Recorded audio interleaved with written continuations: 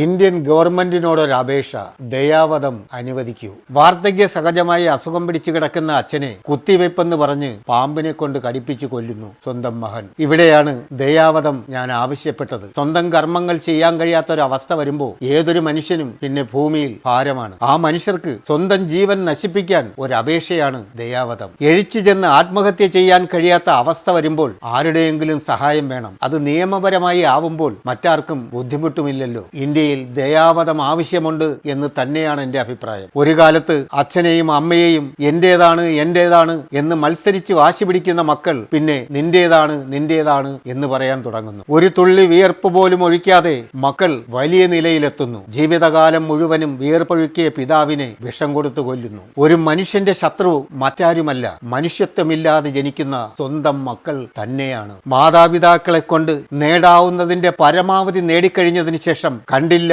കേട്ടില്ല എന്ന് നടിക്കുന്ന ക്രൂരത നിറഞ്ഞ മക്കൾ. അച്ഛനെ തള്ളിപ്പറഞ്ഞു തുടങ്ങുന്ന മക്കൾ ക്രമേണ അമ്മയെ തഴഞ്ഞു തുടങ്ങും. രണ്ടിന്റെയും ലക്ഷ്യം ഒന്ന് തന്നെയാണ്, മാതാപിതാക്കളെ തള്ളിക്കളയുക എന്നുള്ളത്. ചിരിച്ചും കളിച്ചും അമ്മയുടെ തോളിൽ തൂങ്ങിയും അച്ഛനെ കൊണ്ട് എല്ലാ കാര്യങ്ങളും സാധിച്ച് വിജയത്തിലേക്കെത്തും. എത്തിക്കഴിയുമ്പോൾ സ്വന്തം പിതാവിന്റെയും മാതാവിന്റെയും നെഞ്ചിൽ ദാണ്ഡവമാടി കളിക്കുന്ന മക്കൾ. അനാഥാലയങ്ങളിലും അമ്പലത്തിന്റെ നടയിലും വൃദ്ധരുടെ എണ്ണം കുമിഞ്ഞുകൂടുന്നു. ഇതിലും ഭേദം ദയാവധമല്ലേ.